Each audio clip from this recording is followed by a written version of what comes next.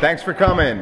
I'm Glenn Garrett, the Director of Evolutionary Studies here at New Paltz, and we are full swing in our seminar series for this particular semester. Hope you're having as much fun as I am. Our next speaker is Hamilton Stapell, who's one of our own. He teaches in the Department of History here at New Paltz. Before I introduce him, I just want to give a brief advertisement for some of the upcoming things that we've got. So we're going to have 2 additional speakers. Next week we will have Andy Gallup, who is at Bard College, who has done a great bunch of psychophysiological work on the evolutionary underpinnings of why people yawn and the social nature of yawning. So that's something that you should definitely come to. And Dan Glass, who's one of our alumni from our master's program, who's now just got into a clinical psychology program in Massachusetts, is going to be coming to give our final talk. And he's done a giant project regarding what he calls Psych Table, which is trying to classify different psychological adaptations in sort of a taxonomic way. So I hope you can join us for that. Additionally, I guess I just felt like I wanted to advertise on the 18th of this month, so that's going to be a Thursday at 7 o'clock in LC 100. I've been asked to debate, even though I prefer the word discuss, Andy McIntosh, who is a physicist from England, who is also a creationist who takes issue with certain aspects of evolution. And I'm going to have a public conversation with him where we're going to discuss these issues, and we're going to make it fun, so please do come to that. That's going to be 7 o'clock on Thursday the 18th next door.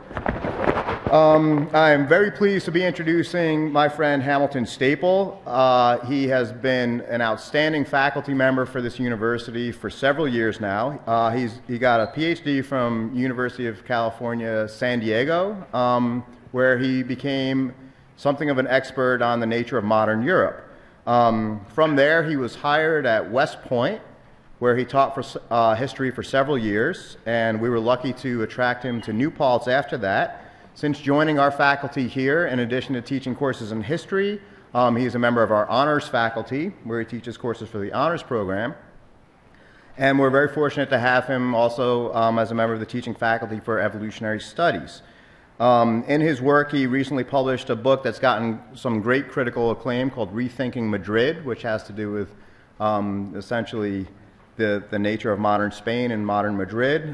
He's gotten some good press from that. He's been featured on NPR, National Public Radio, for some of that work. In addition to his work as a historian, I've gotten to know him based on his interests regarding evolution and human health, which I also share an interest in. When I spoke with Hamilton about evolution and human health several years ago, I was impressed at how passionate he was about this topic and how much information there was about this topic that he introduced me to.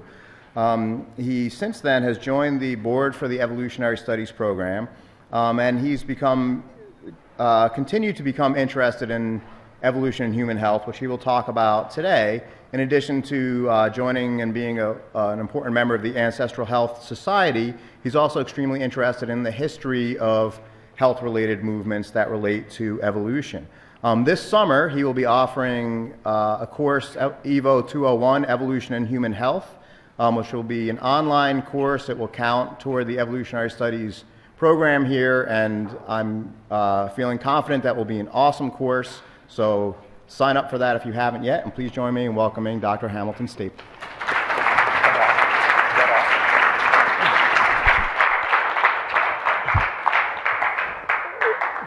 Thanks, Glenn, for the introduction. Thanks for the invitation to speak this evening.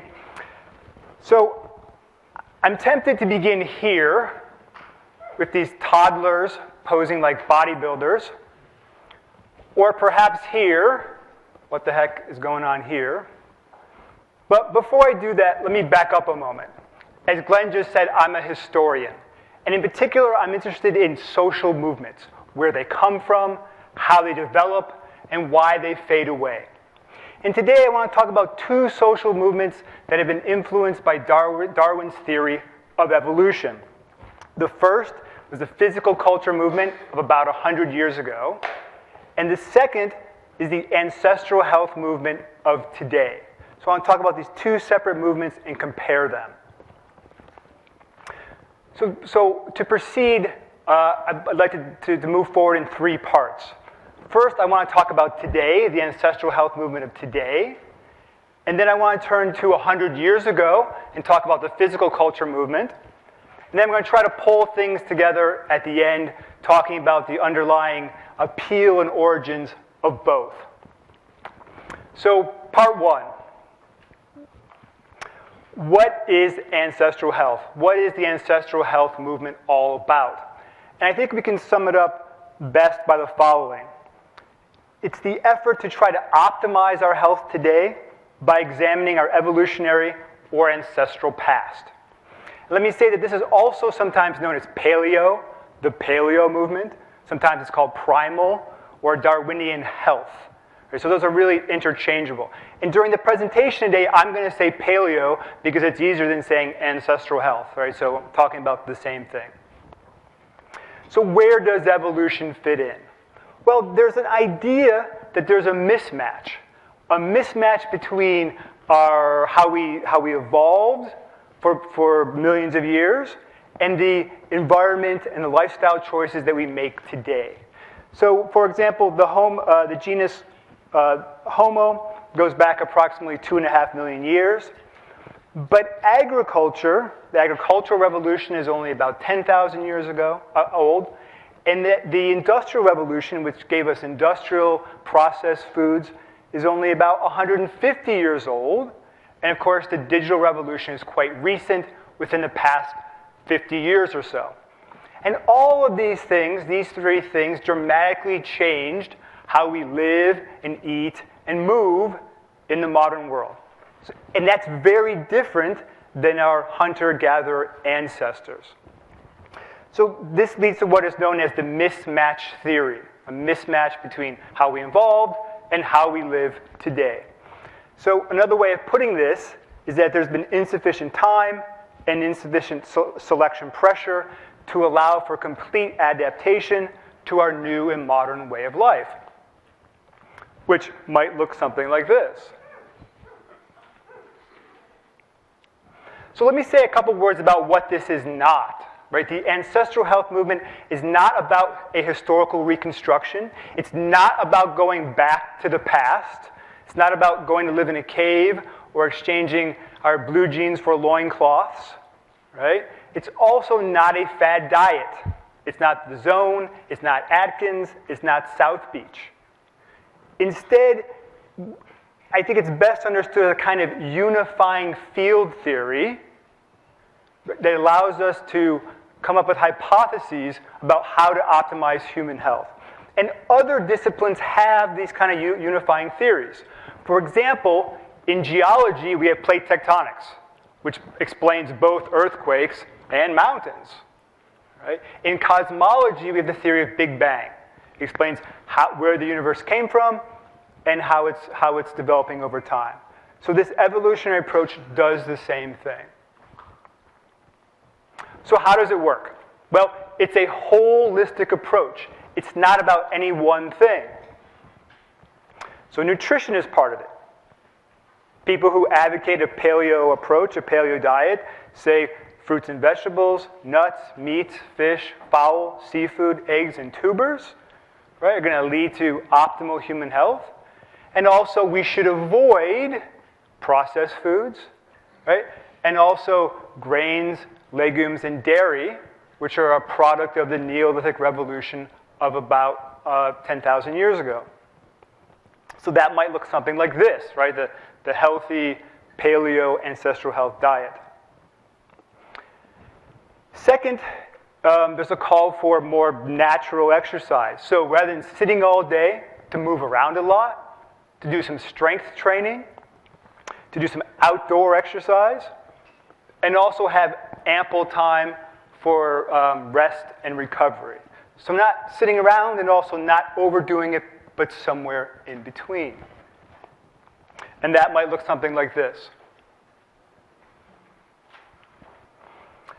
Social connections are also an important piece of the puzzle here. So face-to-face interaction is important, right? As opposed to digital interaction and play as well. So again, the argument is that in our hunter-gatherer past, we had a lot of face-to-face social interaction. We seems like we have a lot less today. So that means less of this and more of this and more play. And this goes for adults as well, right? More face-to-face interaction and maybe a little more play for adults too. Sleep quality, right, is another piece here. So this ancestral approach says, hey, we should probably get more sleep, right, which looks something like this. Let me be more specific. Right. 8 or 9 hours of sleeping in a pitch dark room without artificial light, without any kind of distraction. Sun exposure is another piece here. Our ancestors spent the majority of their time outside. We spend the majority of our time inside. And if we can't get outside, and at northern latitudes, perhaps some vitamin D supplementation would be called for. In addition to the things already mentioned, there's a whole host of other approaches, right? That have to do with the bacteria in our stomach, notions of epigenetics, or how our genes express themselves, circadian rhythms, right? Our exposure to artificial light at night, right, appears to disrupt our circadian rhythms, barefoot walking, and this idea of intermittent fasting. So we don't eat all the time on a regular basis, on the idea that in the ancestral past, food wasn't always abundant. Now, this approach, this ancestral health approach, over the past few years has become very popular. And there's been a number of bestsellers that have been published. And I just picked out 4 of them here. Some of them are New York Times bestsellers. There's also been a number of very popular and important academic articles. This one is by Pedro Bastos and company, called The Western Diet and Lifestyle and Diseases of Civilization. This has been a very important article within the field, and it's been accessed or downloaded 94,000 times, right, which is pretty good for an academic article. So who's doing this, right? Who's going paleo today? I said I was interested in social movements, right? So what kind of people go paleo? Who is doing it? I recently ran an online study to try to find out, to get a better sense of who is going paleo today. Let me say that these are preliminary results. Not all the data have been analyzed yet. Okay? And also there's some limitations to the data as well, right? So this was an online survey. So if there are folks who don't use the internet or don't have a computer and they're paleo, they're not going to be represented here, obviously. Right?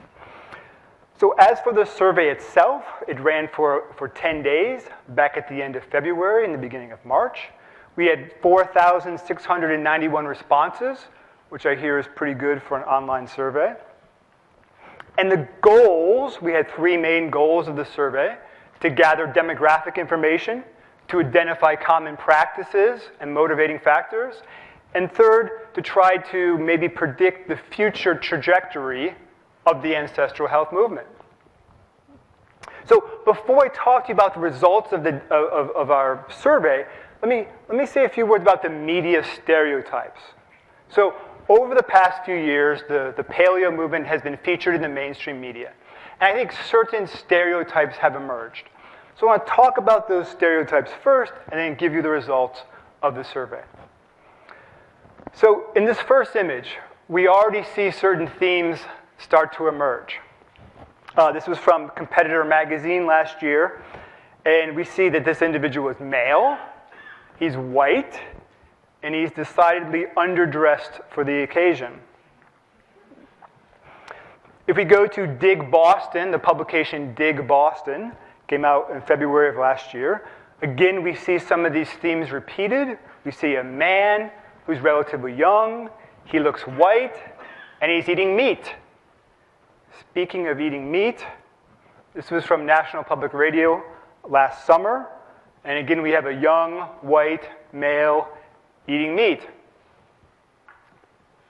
This might be my favorite, right? This came from GQ just this month in March. This is the GQ Guide to Online Dating.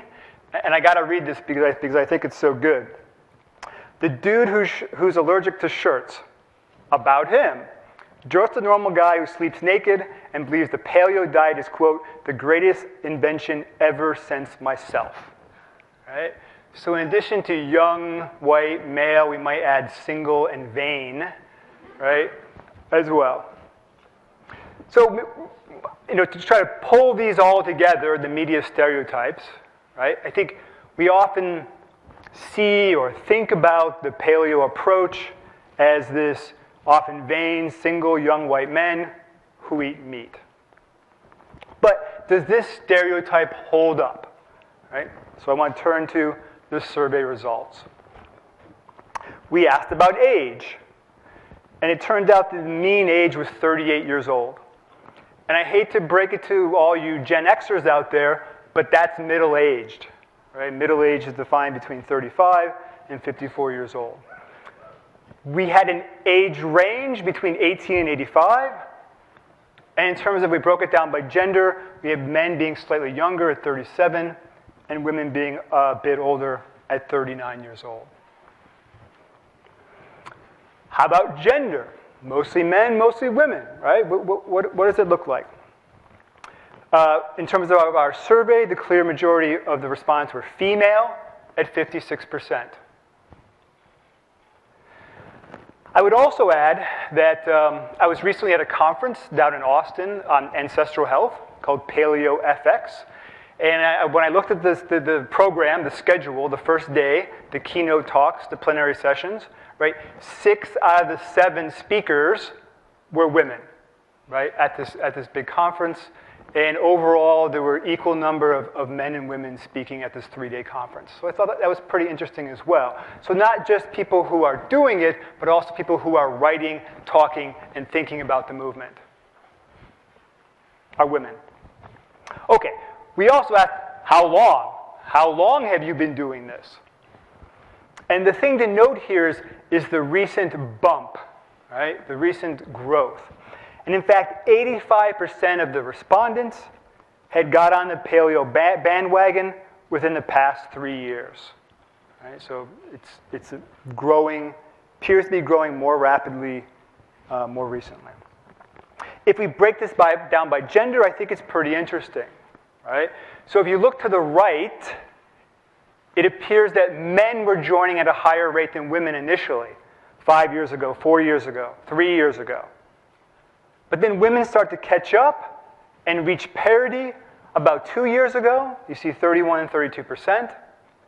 And then within the past year, it appears that more women have joined the movement than men. So, to kind of simplify this, it seems like men were attracted to this first in greater numbers, and now it's more women, which I think is pretty interesting. How about race? Well, here, the stereotype holds up. Right? 92% of respondents were white. And we can break this down by gender, and it comes out about the same. Why is this? Well, I think it probably relates to SES, socioeconomic status. We asked questions about that, and we found high levels of education and high levels of income as well. And I'm happy to talk more about that. I don't have those slides in the presentation, but I'm happy to talk more about that at the end. Okay, family structure. Are most people single? Well, what we found is 68% are in a committed relationship. Right? So if you're looking for a date, this might not be the right place for you.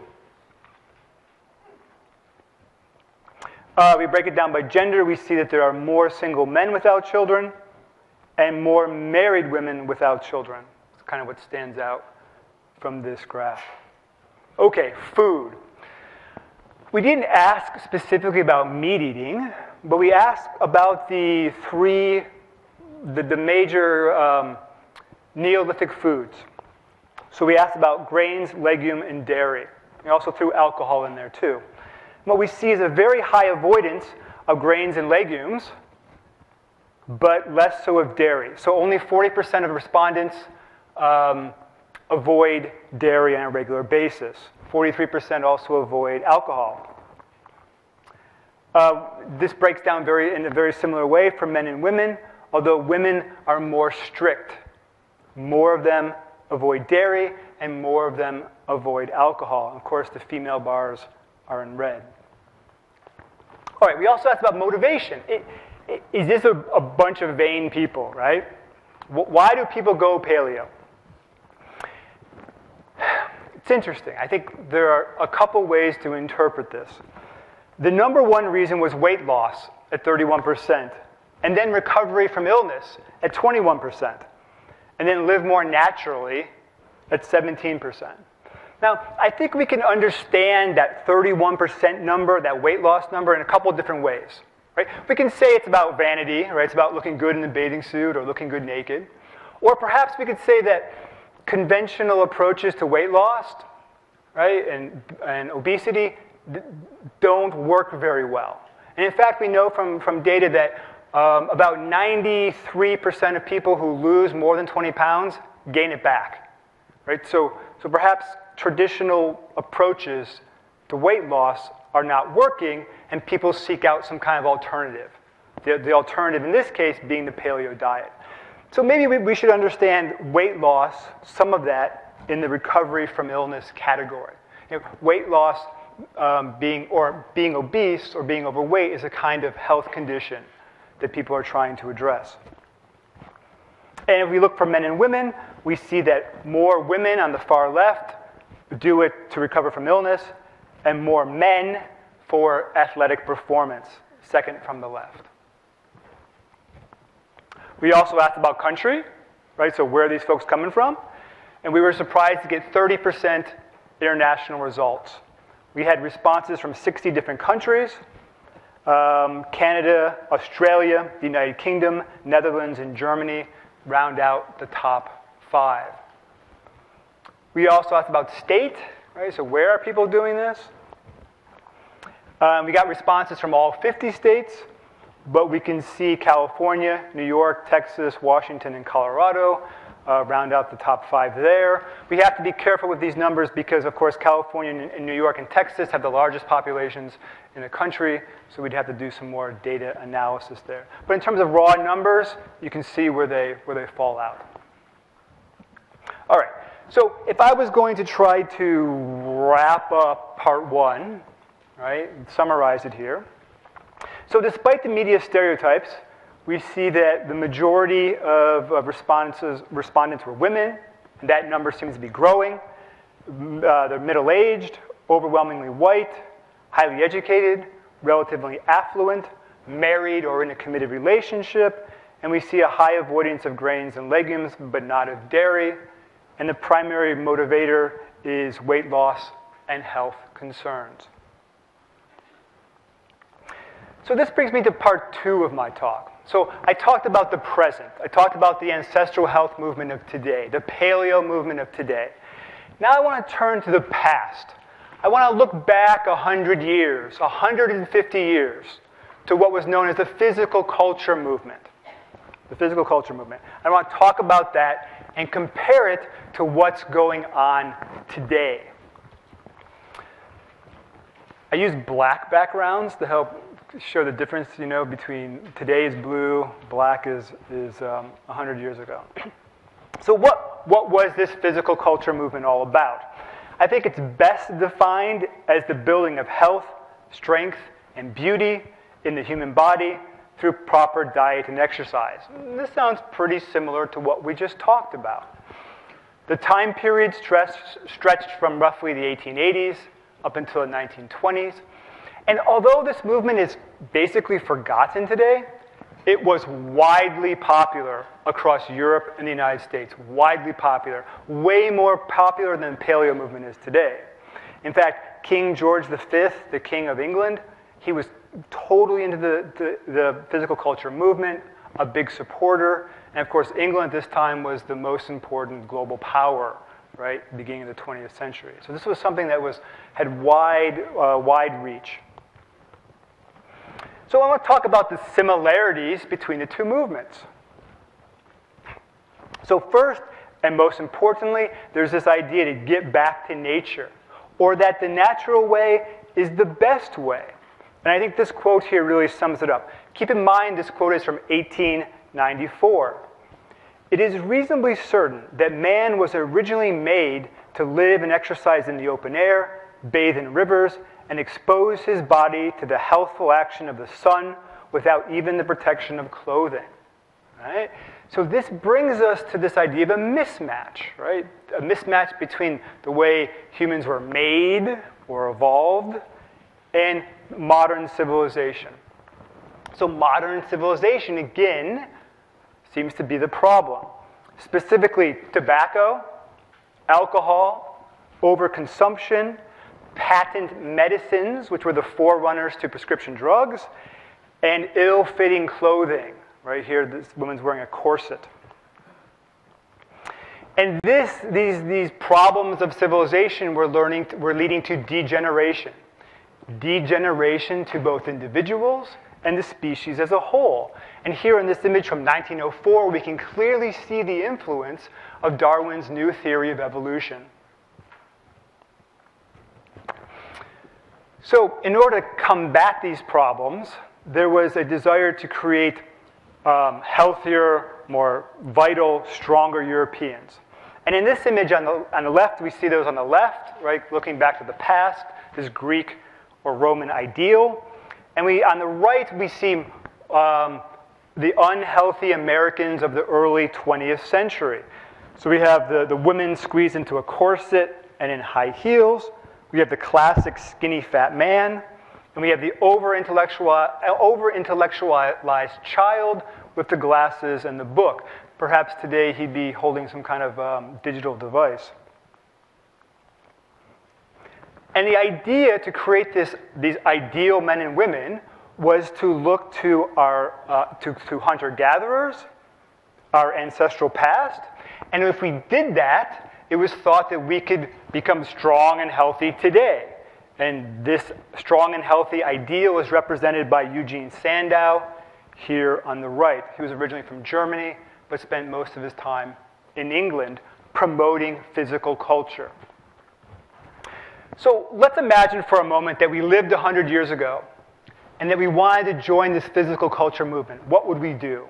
Right? Well, first, we would try to eat more natural foods, avoid processed foods, avoid coffee, alcohol, nicotine, maybe drink some raw milk, take some fish oil.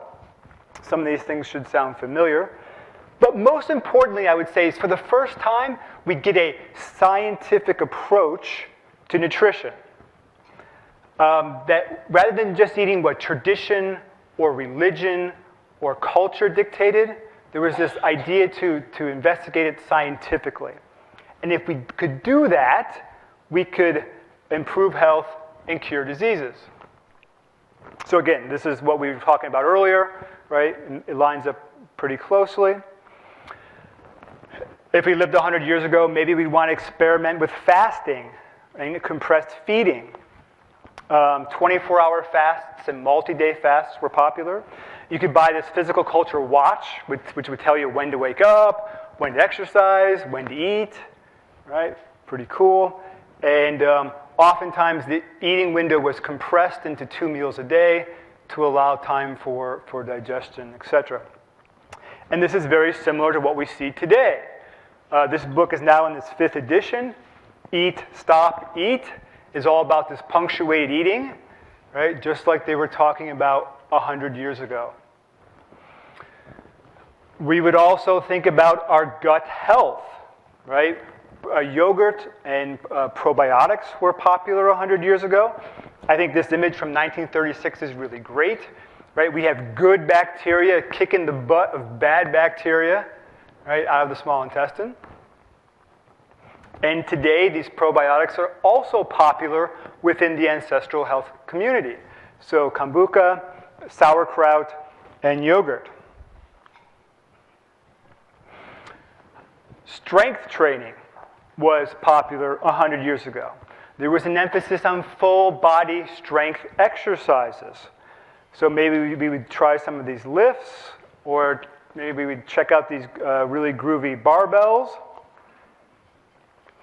And don't be mistaken, some of these guys were ripped, right, 100 years ago. This is back in 1890. And of course, as I mentioned briefly at the beginning, strength training is an important part of the whole paleo approach. These are obviously images from today. Barefoot walking was also popular, walking in general and barefoot walking. This poem from 1859 I think is really great, right? Basically it says, hey, sailing is good, but walking is better. Rowing is good, but walking is better. Swinging dumbbells is good. Remember, this is 59, but walking is better, right? So again, this emphasis on moving around a lot. And on the right, we might say, we see what might be called the first minimalist footwear. All right, here's the popularity of barefoot walking and running today. And here's this minimalist footwear you might have seen around. Right, again, so a return to this idea as well. Maybe we would want to join one of the new gymnasiums that were springing up across Europe and the United States. These gymnasiums often look like boxes, and this one's in New York. We can see bars and rings, people lifting some weights. I like this one from France quite a bit, from 1886. We see body weight exercises, indoor track, some weightlifting, and a little MMA action in the middle, right? Mixed martial arts. And the gyms, particularly the CrossFit gyms, the paleo gyms of today, look very similar to what we saw 100 years ago again. Maybe you're a do-it-yourselfer, right? You want to do it in your home. You don't want to go to a gym. You can make your own physical culture gym, home gym. On the left, we see something very simple, a few bars. On the right, we see something a bit more complex, squat rack, platform, bar, etc. And not surprisingly, boom, again here today, these home gyms look very similar. Now, let's say we joined the physical culture movement and we got in really good shape, right? We could go test ourselves at what was called the Physical Culture Exhibition, which was first held in 1905. And the goal of this contest was to identify the fittest man and woman alive. And this was held in New York in Madison Square Garden. It included all kinds of events spread over 3 days: running, jumping, lifting, deadlifting, weighted carry, rope climb. This is a great rare photo. This is inside Madison Square Garden before the competition. And based on the N-shaped structure in the middle, it appears that it was a hell of a rope climb. I mean, that's got to be 5 or 6 stories. So. Now, we see something very similar today, the CrossFit Games, which began in 2007. This was an image from last year in Los Angeles at the Home Depot Center. I guess it's where the LA Galaxy play, the soccer team. And the goal is to find the fittest on Earth, right? Very similar to 100 years earlier. People in the past also experimented with cold exposure. It was thought that ice baths would improve health and longevity. And in fact, Bernard McFadden, famous publisher from this period, physical culturalist, he started the Coney Island Polar Bear Club in 1903, which is still around today. Now, just like today, women played an important role or participated within the physical culture movement. There was a focus on strength training for women, natural childbirth, breastfeeding, and dress reform, particularly doing away with corsets. And I think these 3 images here are really quite amazing. Right? We see women lifting dumbbells, women doing body weight exercises, and women on rings. And these were all 100 years ago or more. We even have a woman doing Olympic lifting, which is pretty amazing. And as I said, women very much part of this physical culture movement today, all ages. Speaking of all ages, right, we had children playing a part of the physical culture movement of 100 years ago.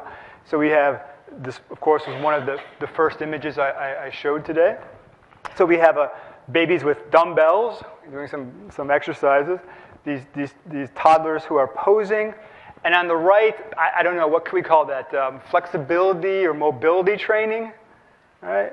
Not sure, I don't think that would go over very well today. But we see children being part of the ancestral health movement of today as well, right? Doing strength training, doing gymnastics exercises in these CrossFit gyms, and doing some powerlifting here. That one image is a little freaky. All right, 100 years ago, there was also criticism of conventional medicine. Doctors were seen as simply being pill pushers who treat symptoms, and they don't really get at the root cause. And 100 years ago, there was an emphasis on preventative medicine. And I think this image on the right is really great. Okay, so the fences represent preventative medicine. Rather than building fences, we allow people to fall off the health cliff and then rush them to the hospital after they're sick, right? So there's this real desire to say, hey, we need to take care of people ahead of time. In particular, drugs, patent drugs, again, what we now call prescription drugs, were criticized. They were criticized because they were heavily marketed. They were heavily marketed particularly to the working and lower classes. And this leads me to the physical culture joke of the day. When I was doing my research, I saw this several times. This was a common joke 100 years ago, right? So what does MD stand for? More dollars. Yeah, pretty bad. Okay. So the physical culture movement of 100 years ago was also powered by new media. But the new media 100 years ago were different than the new media today. Right? The new media of 100 years ago were photography, which was new, film, which was new, and mass-produced magazines and newspapers. This was the golden age of print publishing. We can think about William Randolph Hearst here. So today, there's very much, the paleo movement is very much part of the virtual world. There's a big blogosphere, lots of popular websites, powered by new media.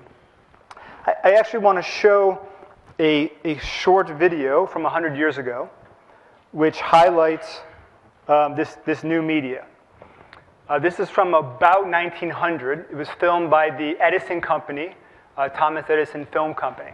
It's 20 seconds long.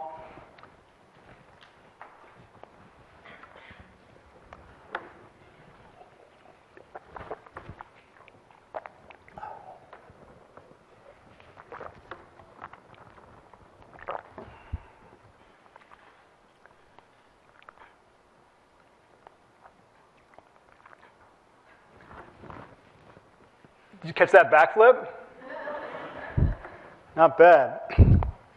So these physical culturalists employed new media to spread the movement, right? Just like the internet is used today. But of course, the new media were different 100 years ago.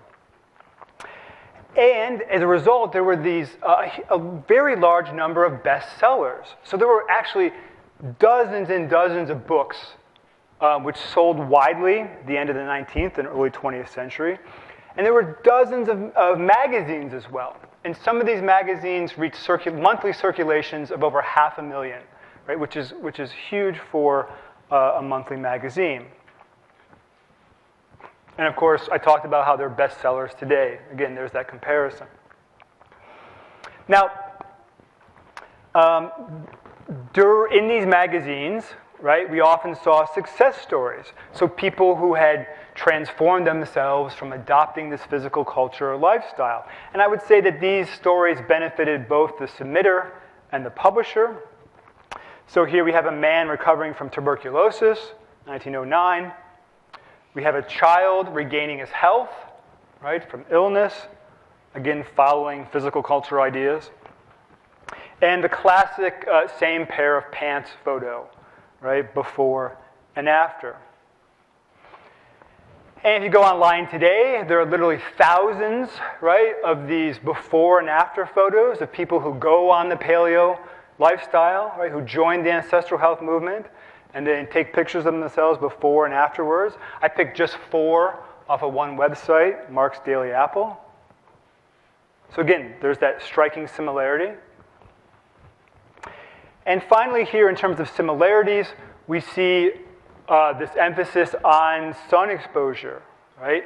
And I think this quote is pretty remarkable from 1936. To expose the entire body to the direct rays of the sun with all the clothing removed is very conducive to health. This is the best method for obtaining an adequate ration of vitamin D. Begin with a short exposure of 10 or 15 minutes and prolong the duration of the sun bath an additional few minutes each day. And this is exactly the same kind of recommendations that you see from the paleo movement today, right? Could be right out of one of those books I just showed from today. On the left, we see some pretty gnarly trail running. And on the right, we see a young girl enjoying nature in the nude. And this actually brings me to the next part of my talk. Here are the differences between the ancestral health movement of today and the physical culture movement of 100 years ago. So it's not exactly the same as my point. There are some differences. First, there was an emphasis on nudism, or what was known as naturism. Wearing clothes was seen as a kind of weakness. We see the first nudist clubs of all first in Europe and later in the United States. I don't have time to talk about it today, but I would argue that this also influenced artistic production at the time. We see Matisse on the left and Gauguin here on the right. Also, 100 years ago, there was more of an emphasis on correct breathing and posture. The current paleo movement doesn't talk much about correct breathing and posture. There was also an emphasis on air quality 100 years ago. We don't talk as much about that to some degree, but air quality was a particular concern. And these goggles and this nose mask were recommended for city living and particularly train travel, which could be very dirty at this time 100 years ago. Now, circulation is also something we don't talk too much about today, but was important 100 years ago. It was thought that brain work, and brain work means sitting behind a desk all day, led to poor circulation. And the way to combat this was through massage. This is the origins of Swedish massage. Also, people advocated toweling off very vigorously, right, to help increase circulation. And also hydropathy, which was the application of different temperatures and amounts of water to the body. It was thought that that would improve circulation as well. Now, there were also some differences 100 years ago than today. So many of the physical culturalists were vegetarians. Some advocated raw foods. And some promoted the idea of eating whole wheat, unadulterated bread. Right? And this, I think, might make more sense when we think about the connection between celiac disease and gluten wasn't made until the 1940s by a Dutch pediatrician. So there wasn't a notion of that wheat could be problematic for human digestion. What also struck me is how many of the same debates that we're having today were happening 100 years ago. So cooked food versus raw food, vegetarianism versus meat eating, and body weight exercises versus pumping iron. These are things that we still debate today. Also a big deal 100 years ago was mastication. Mastication means chewing your food. Horace Fletcher was the most famous proponent of this. He wrote a series of books, widely popular books. These books were so popular, he was able to buy a villa in Italy, right, and live in Italy. He thought that you should chew your food to such a degree where you don't have to swallow it. And this actually works. So when you go home to dinner, right, if you chew your food, it just slides down the back of your throat. You don't have to swallow. It's pretty amazing. His most famous quote is, "Nature will castigate those who don't masticate." All right. On the other end, there was also an emphasis on excreta, which is another way of saying human waste, urine, sweat, feces. There was a lot of attention paid to feces, actually. Size, consistency, and smell.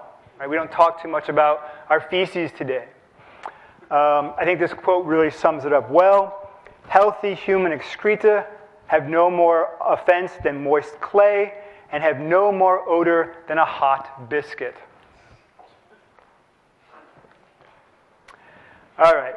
Today, the ancestral health movement is very much a virtual movement, an online movement. There's a very large paleo blogosphere. But 100 years ago, there were some important physical locations. Battle Creek, Michigan, Dansville, New York, further upstate, and also Harvard College. In many ways, Harvard College was the epicenter of the physical culture movement in the United States, particularly with George Winship, who was at Harvard Medical School. He traveled widely, lectured, and also was known for his really impressive strength. He was known for doing dozens of one-finger pull-ups, right? So one single finger pull-ups. And also important here was Dudley Allen Sargent, who worked and taught at Harvard. He is the creator of the modern physical education program in primary and secondary school. So you ever wonder why he had to go to PE class? It's because of Sargent. He designed modern PE, modern physical education. He was also the founder of Hemingway Gym at Harvard, which is still around today. This is a quote from the longest-serving president of Harvard College. It's long. I'm not going to read the whole thing. But the point is here, that what he's saying is that in order to sit all day, you have to be really, really tough and strong, right? In order to have a profession that requires you to sit for the majority of the day. So this brings me finally to part 3, or conclusions.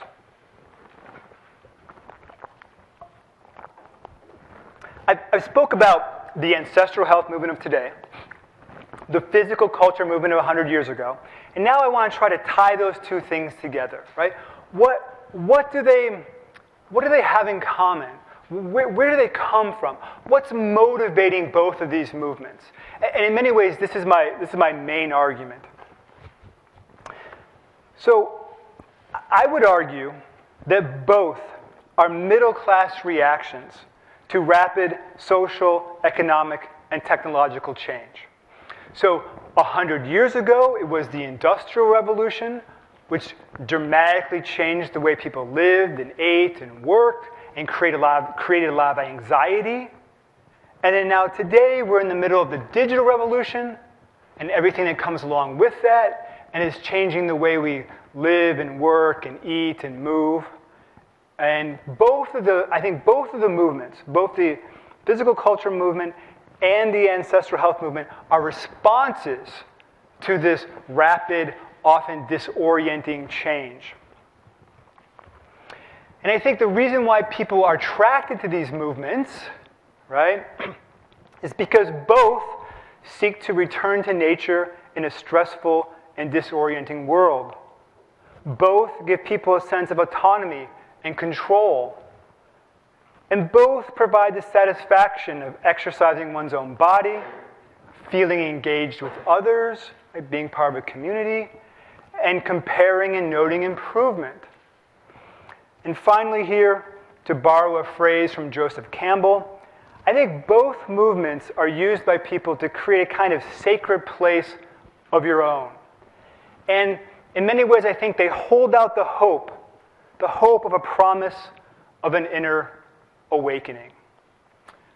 That concludes my presentation. Thanks for your attention.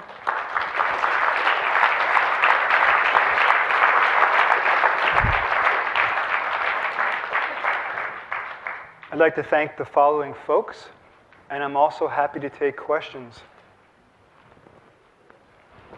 Yes, please, in the middle.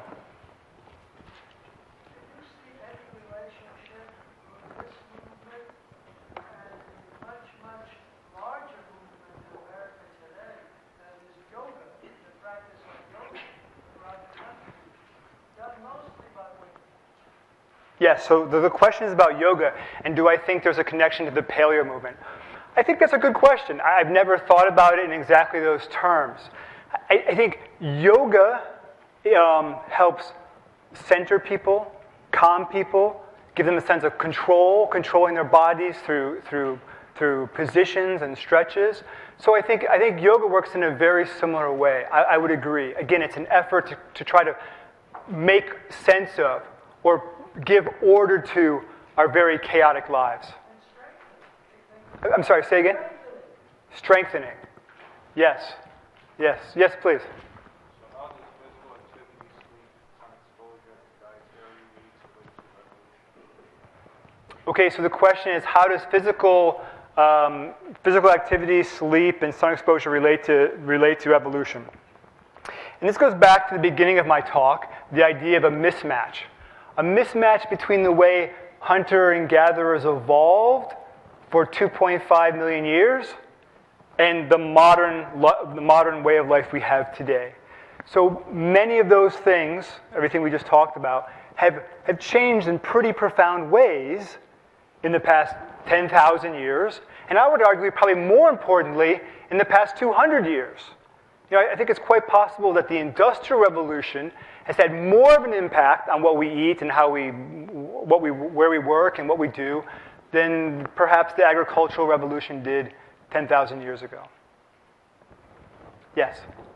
I personally have a lot of problems with the paleo diet. A big one is that why aren't these people living in the forest? Like, why are these people, like, I know a lot of people on the diet and they live in cities, and your research showed that a lot of people were from New York and California, and those CrossFit challenges were in New York and Los Angeles. So why, these people want to be natural, and why don't they go live in the forest? Yeah. So why don't the paleo people go live in the forest? I think it's a legitimate question. My response would be, or the response to the movement would be this, is that the ancestral approach is not about a historical reconstruction. It's not about reliving the past. It's about making certain lifestyle choices while keeping in mind how we lived for 2.5 million years. So it's about using a lens or a template to make choices today that might lead to better health outcomes as a whole. So, you know, I would say for the majority of the people in the ancestral health movement, it's not about throwing away what's new. It's about taking what's best that's new and combining it with what's best from the past. It's not either or. It's looking at both. I think that's what the answer would be. Speaking as someone who has lived paleo lifestyle for over 2 years, it still feels like we're a very small percentage, even though we had almost 5,000 respondents and all that good stuff. So do you have any suggestions for how the movement can break through those, like that prevailing dogma of low fat, low calorie, long steady state cardio, all those things that people traditionally consider healthy? Yes, so the question is about the future of the paleo movement, right? How it's a relatively small percentage of the population. I think you're right. I think it's quite small. And how can that grow? How can the paleo movement grow? This is exactly the work I'm doing now. I'm giving a talk down in Atlanta at the next Ancestral Health Symposium in August this summer, specifically on the topic of the future of the paleo movement.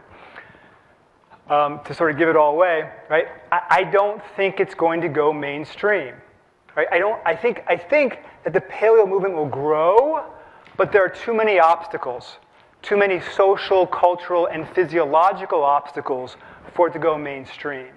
So I think for a combination of reasons, it's difficult, right, for this to spread. I mean, if you look at who goes paleo, really there are two groups of people, right? The first group is a group for whom conventional medicine has failed. They're sick and conventional medicine has failed, and they're looking for an alternative. And the second group are those folks who are seeking performance, some kind of athletic or psychological, mental performance, right? And what do those two groups have in common?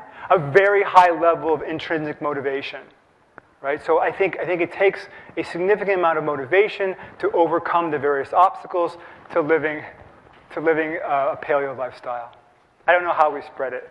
Yes, sir. Isn't there also an aesthetic drive in the sense that the appeal is an identity of oneself that it seems to appeal, the intrinsic appeal, like I think of the Boy Scouts, their connection with Native American symbolism and the New Age movement, things like that. It seems to me there's part of a larger trend that we might contrast in terms of civilization and primitive, that we see going back to Thoreau, Walden, and those guys, Emerson, the Back to Nature movement. There's part of that larger movement that seems very familiar to me, actually. So I see within that larger movement, not where it's an aesthetic drive, like a new religion, based on the aesthetics of nature, whatever that means. We've called nature with a capital N. I think you're absolutely right. And I think we can take it back at least as far as Rousseau.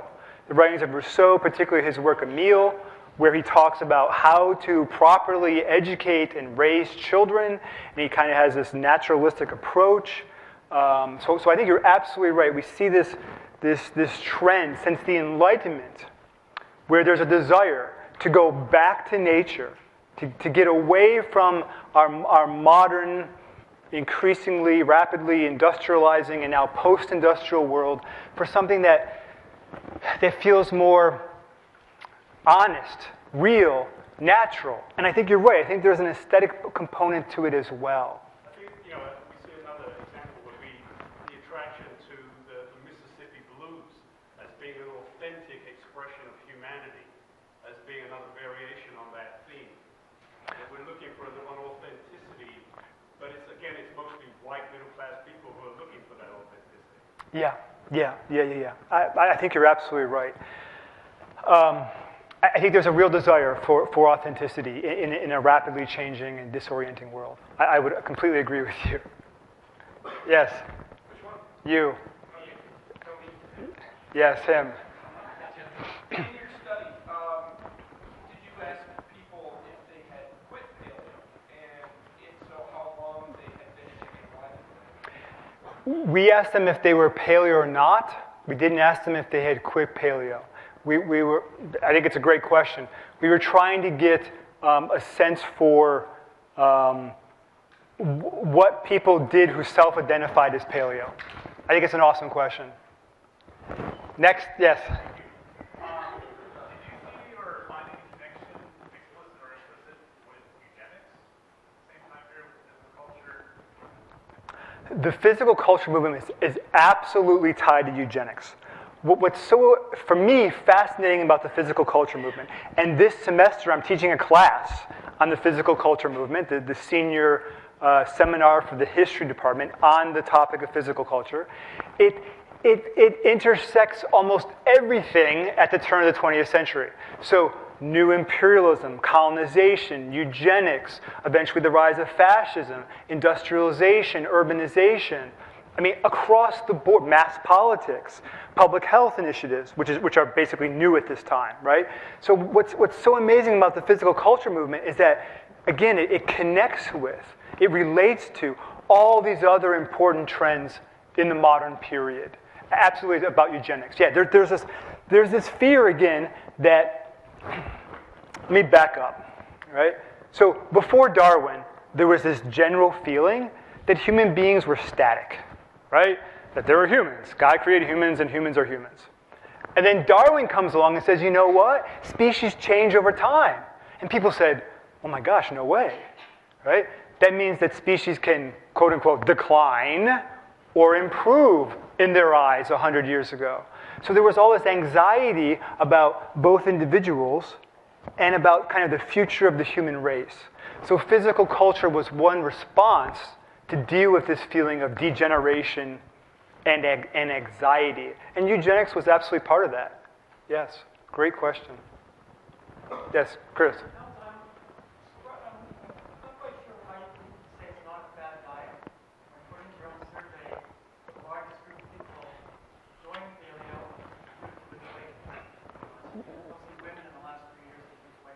Yeah, the reason, yeah, I understand your point, but I would say it's not a fad diet because first of all, it's not a diet, right? It's an overall approach to making lifestyle choices.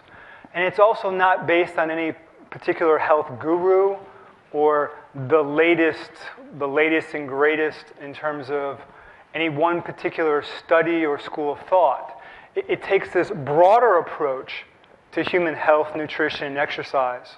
Right, this ancestral approach, right, to try to ask ourselves, what might be some of the best choices I can make today, given our ancestral past? Has the movement grown recently? Absolutely. But I don't know if that's exactly the same thing as calling it a fad diet.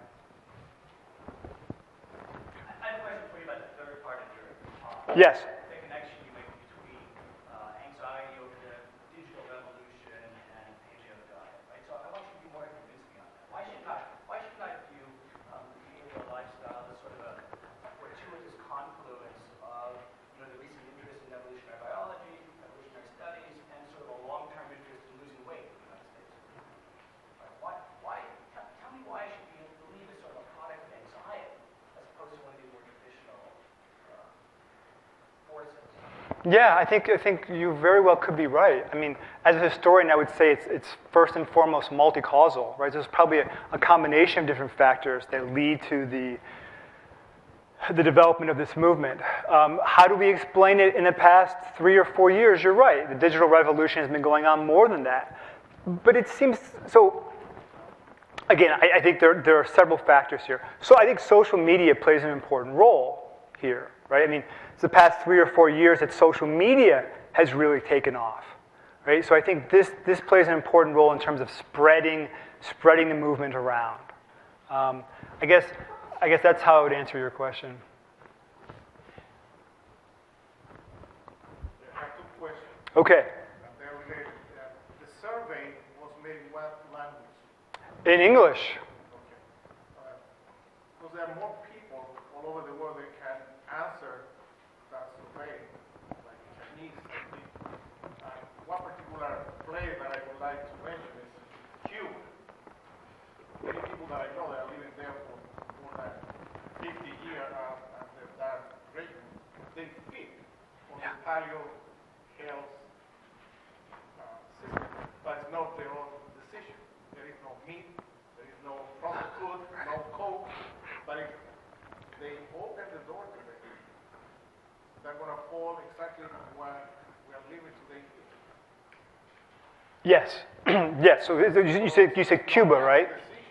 Sometimes is what is available. Sure. Sometimes it's what's available. And I think the question for Western developed countries is when everything is available, what do you choose? Right? And that's the situation we face here in the United States. I mean, we have infinite food choices. We can eat meat or not meat, or we can eat cupcakes, or we can eat carrots. I mean, we can choose anything.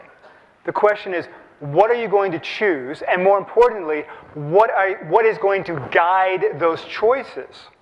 And all the ancestral health movement is one framework, one set of hypotheses to guide those choices. I'm wondering if part of the reason that the white middle class kind of piece comes up a lot Yeah. is because it costs a lot to eat and live this lifestyle. Burger King and McDonald's is a lot cheaper. Sure. I think that there are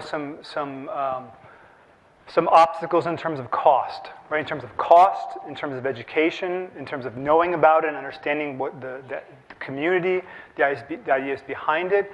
I agree. I think there are ways that you can live a paleo lifestyle and eat quote-unquote paleo foods in an economical manner, but that takes effort, right?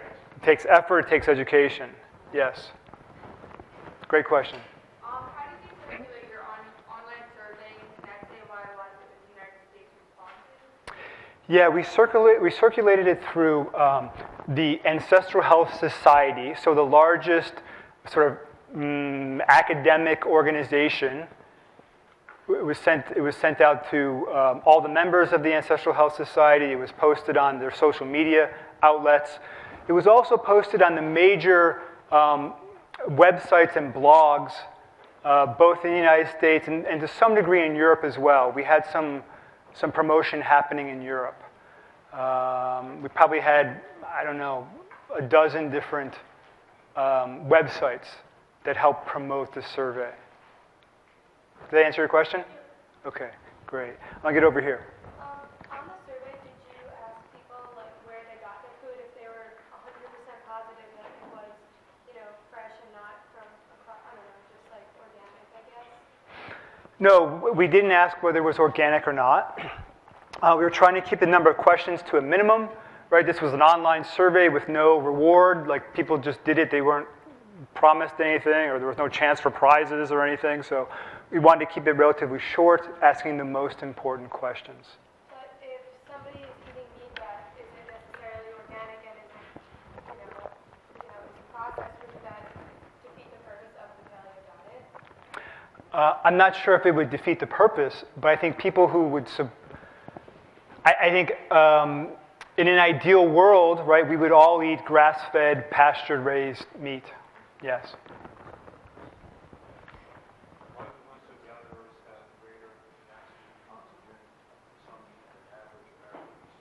Okay, so the question is, why do hunter-gatherers have higher VO2 max scores than modern Americans? It probably has to do with the amount of exercise that they do. Hunter-gatherers move around a lot more than modern Americans do.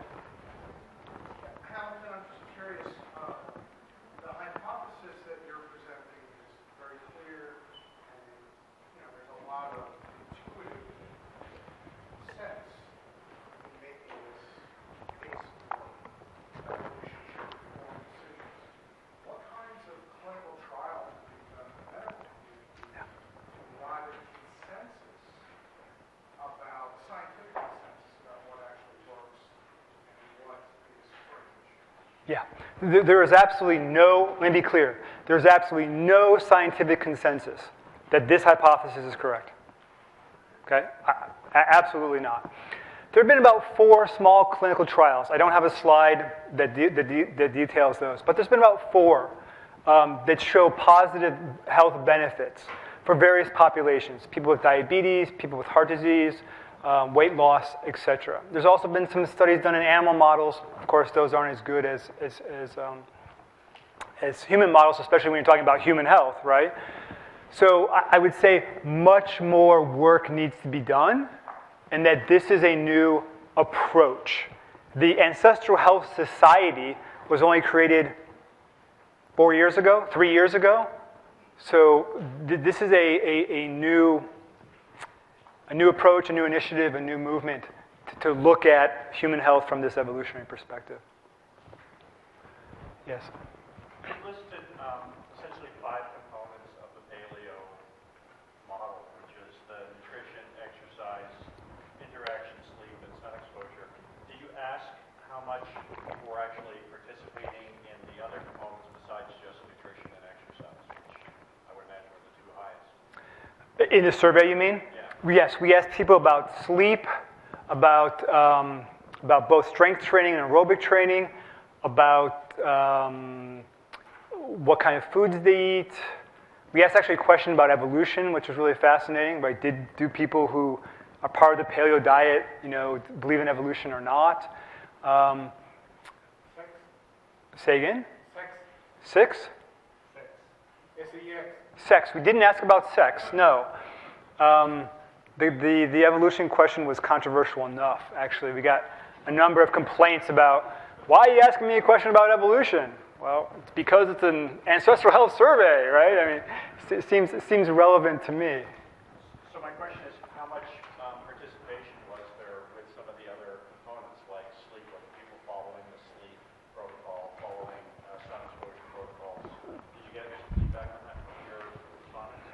Yeah, and I have some of that here. Maybe I don't have some of that here. Nope, I don't. Just briefly, I can say we found that the mean sleep time was about 7.5 hours, which is not a whole lot more than a national average of about 6.75, right? So, people in the paleo movement say, let's sleep a lot, but they're not sleeping a whole lot more than average Americans. We see a very large percentage of people doing strength training, and also quite high percentage of people doing aerobic training every week. About 18% of folks do CrossFit, if you guys know CrossFit. So it's a small minority there within the larger paleo movement. Maybe there's time for one more question. Make sure I got everyone before I go back here. Okay, please. So what was the Average average sample size for your survey? sample size. The number of responses we received was over 4,691. If that's your question. Yeah, great. Well, I appreciate your attention today. Thank you very much for coming.